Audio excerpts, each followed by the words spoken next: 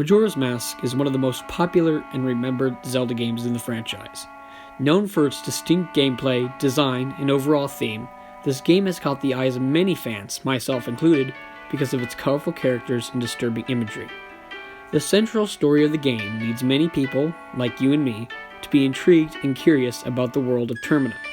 So many theories have been made about the game and its characters, and all of these have lended their hands to the popularity of the game.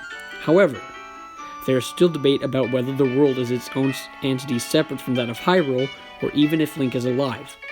All of these theories have merit in their own right, but today, I feel that this theory will change how we think about Termina forever. Let's begin with discussing what we know about Termina. Termina, as described by the Hyrule Encyclopedia, is a parallel world to that of Hyrule. Basically, it's not a province or separate kingdom adjacent to Hyrule, but actually a completely different world altogether. The encyclopedia also states that the entrance to this parallel world is in a deep forest inside of Hyrule. This entails that Termina doesn't have a permanent location and that the portal is the only thing keeping Termina from disappearing. Later on in the book, it states that when Skull Kid puts on Majora's Mask, his and the mask's memories combine and create the world of Termina. It also mentions that the culture of Termina may be influenced by the ancient tribe that created Majora's Mask. This tells us that Termina is a creation, and that when evil is defeated and Link leaves, the world ceases to exist.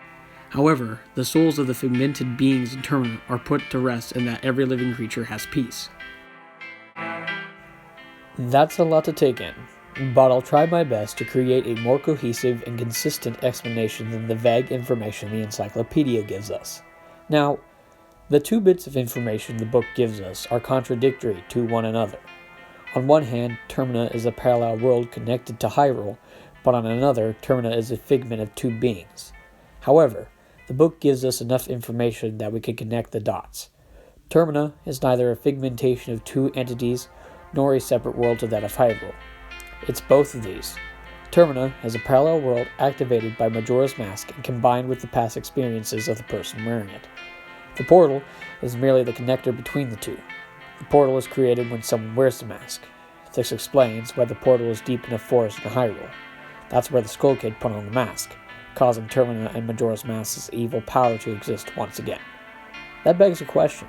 Where is the portal and Termina when the mask is being worn? Well, the short answer is, we don't really know. It's likely that Termina and the portal are in a state of limbo when the world isn't active, but we don't know until we can fully understand the power of Termina and Majora's Mask. Hell, we may never know, and maybe that's for the better. That's what makes the game so special for its fans. There are endless possibilities and answers for the world of Termina.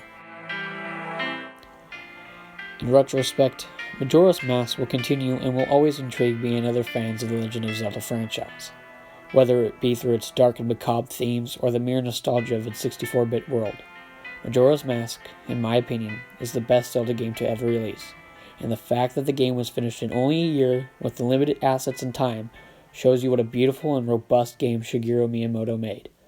The game will forever remain beloved by many, and even though the game has been around for over 20 years now, there's still many nooks and crannies to be explored.